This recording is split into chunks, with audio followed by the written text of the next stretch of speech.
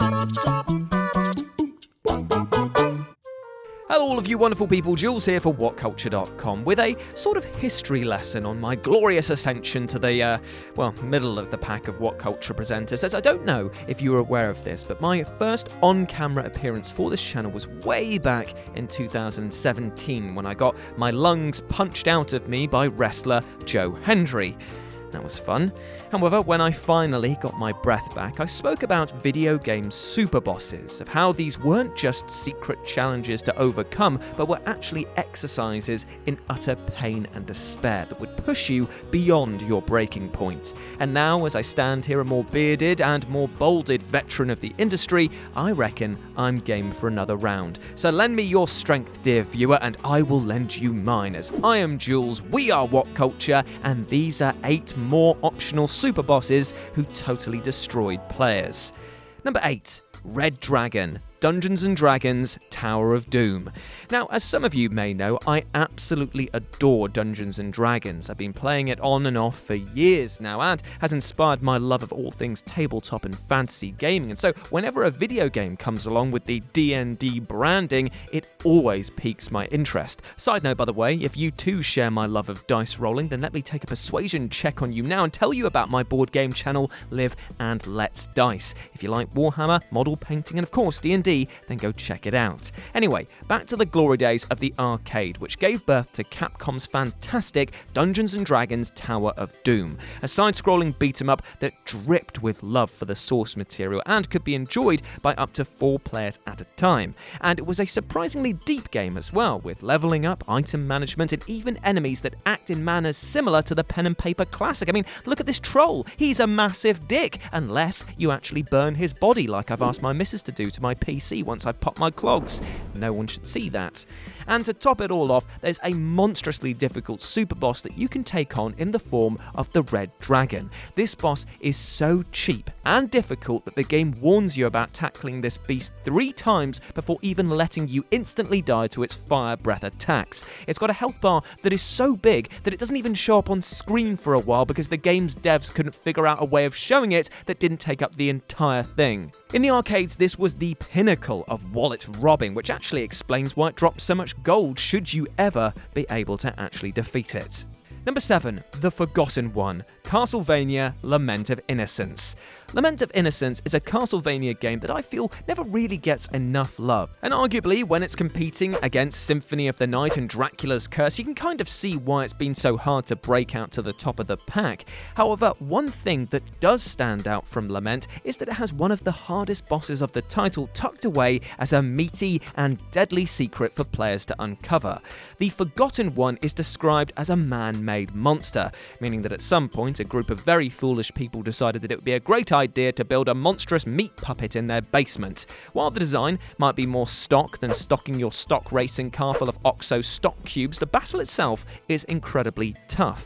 Not because of the moves the monster unleashes, which are more telegraphed than a WWE move called by John Cena, but because of the incredible amount of damage they can unleash. It's almost a battle of anti-reactions, requiring the player not to react to the raising of the Forgotten One's arms, but to the sudden swift movement of the downward strikes, each of which has, of course, cheap splash damage. It might not be as hard as some of the other bosses on this list, but it'll sure make you lament every defeat that this bad boy crushes you with. Number 6. Legendary Ships. Assassin's Creed Black Flag. Some of the greatest times that I've had in Ubisoft's supposed stealth them up have been anything but quiet. Instead of sneaking through darkened hallways on the hunt of a neck to plunge a blade into, I was laughing my ass off to the sounds of cannons and roaring waves on the seas of Assassin's Creed Black Flag, which arguably is the closest that Ubi has come to nailing naval combat. Which is actually a good thing too, seeing as how integral it is to the story. However, if you think for a hot second that you're going to rule the high seas uncontested, then you've got another thing coming. Well, 5 things actually, in the form of legendary ships. These will put the shiver in your timber, because not only are they incredibly hard to beat, but also because each of them has a unique stipulation to their encounter. The HMS Fearless and the Royal Sovereign, for example, will attack you both at the same time, and El Impluto will literally ram you into oblivion, making outmaneuvering it absolutely key. You will need to be on top of your game to even stand a chance of taking on these mighty ships, and more than likely you'll be cleaning off more drowned seamen off your poop deck than even your mum post-coitus. A good captain always goes down, isn't that right, lads? And yes, that is my one per list. Number 5. Twin Wardens Persona 5. A 1 in a billion chance of winning. Those are the odds that face you should you wish to take on the Twin Wardens in Persona 5. If that's not reason enough to walk away with whatever tatters of pride you have left, then I don't know what is. But let's just say that you want to fight these prison guard themed twins. I mean, after all, they do promise to share one of their deepest secrets with you should you win. Well, in any case, you need to make sure that you and your party are ready for a massive slog. The fight consists of the twins hurling Persona attacks at you that can down a character in a single round if you're unlucky, and you'll need to be constantly managing your SP levels and switching out party members on the fly if you're to stand a hope of survival. The combined HP of the twins is ludicrously high as well, meaning that even if you do best the pair, it's going to take around 30 to 40 minutes without any mistakes. That is some Dark Souls level precision right there. And what do you get for the victory? Well, aside from a moment where they confess their love for you, which isn't just downright creepy, it's downright noncy, you also get a bookmark which serves no other purpose than some extra dialogue with their fused self further down the line, and bragging rights. And considering the pain that you have to go through to get either, I'd say that you and your persona might need to have a word with each other. Number 4. Yasim, Final Fantasy XII. I'm sorry, how much health does this thing have? 50 million HP on the PS2 version? That is utterly ridiculous. Now, to be honest, this entry is actually a callback to the Adamantoise from Final Fantasy XV, which made it onto the first list. But honestly, you need to have balls and a bladder of steel if you want to go toe-to-toe with this optional super boss. To unlock the air quotes privilege of dying of old age before you can actually beat it, you will need to have bested the Hellworm and nearly all of the other top-ranked hunt missions. And I'm just going to say it totally isn't worth your time. The battle goes on for so long that even Boss Fight Database, a brilliant YouTube channel that decided to capture the entire battle on camera, had to speed it up to almost light speed levels in order to fit all the battle into a manageable video. And you will be wishing that you could fast forward through this encounter, seeing as you can't ever do more than the damage cap to Yasim, nor does the fight require that much effort. It's just blind luck whether it will hit you with its death-infused attacks and party wipe you. And because of the amount of time that it takes to best this beast, it is going to happen at one point or another, and any boss that needs more prayers than tactics is a huge no from me. Number 3. Eager, Bloodstained Ritual of the Night. Now, to be clear, this is an optional super boss that for a short amount of time was actually hidden from a percentage of the player base, as it was originally just a piece of DLC that was only available for backers of the Bloodstained Ritual of the Night Kickstarter. Nowadays, anyone can stump up the cash, but I am going to include it on here as an optional super boss. But why people would want to pay to have their asses absolutely handed to them is beyond me. However, maybe it is because the boss in question is actually just the game's creator and legendary mind behind Castlevania Symphony of the Night, Koji Igarashi. So to see the great man and testing your might against him, that actually might see your wallet suddenly fly open. The boss battle itself requires almost perfect timing to dodge his screen-eating attacks, with one in particular literally coating the arena in flames, which he loves to spam, alongside his mastery of ice and fire, and he can teleport. Oh Jesus, it is tough. Number 2, Emil, Nier Automata. Now, this entry is a rather funny one because in order to get to this super secret and super powered super boss, you actually need to beat another hidden boss in the game, which is actually also the same boss. Fret not though if you are scratching your head at this thought, because that's actually pretty appropriate considering that this super boss in question is none other than Emil from Nier Automata, a remnant of the original game, and for 90% of the time a friendly, if a little annoying, shopkeeper.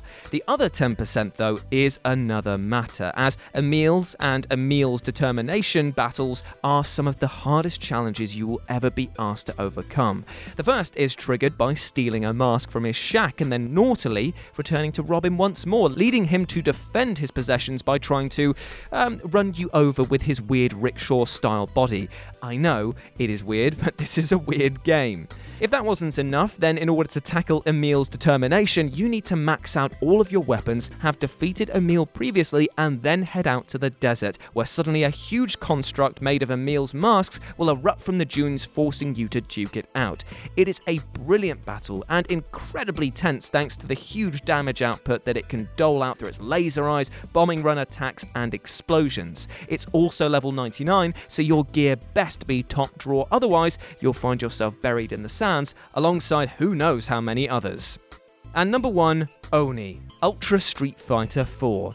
Now, fighting games are renowned for their cheap boss battles, and one need only look across the muscle-bound collective to pick out the likes of, Jinpachi from Tekken 5, Shao Kahn from Mortal Kombat, me with hair from Street Fighter 3, and these are just the bosses that you fight regularly. Things get even more extreme with the secret tests of strength like Noob Saibot and the likes of Akuma, but not much is actually said about the absolute arse that is Oni from Street Fighter 4. Ultra Edition, who will make you want to punch randoms on the streets themselves for how frustrating this is. In order to even get the chance to go toe to flaming toe with this evil version of the already bad boy Akuma, you need to not lose a single match, get 2 perfect wins, get the first hit on 10 or more matches, finish at least 5 matches with supers or ultras, and KO Seth himself with a super or ultra as well. Have you got all of that?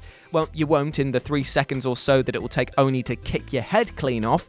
If you can make it this far, then credit to you, but the actual fight against this raging monster is so one-sided that it will make you question the wasted effort to get there. Do yourself a favour and leave this whale off your hunting list. And there we go, those were 8 more optional super bosses that absolutely destroyed players. I hope that you enjoyed that, my friends, and please let me know down below what other ones you would have included. Remember, this is a sequel, so if your favourite entries weren't on this one, there's a good chance they might be back on the original one. But before I go, I just want to say one thing. The concept of this list was optional super bosses of extremely difficult situations that we choose to put ourselves in.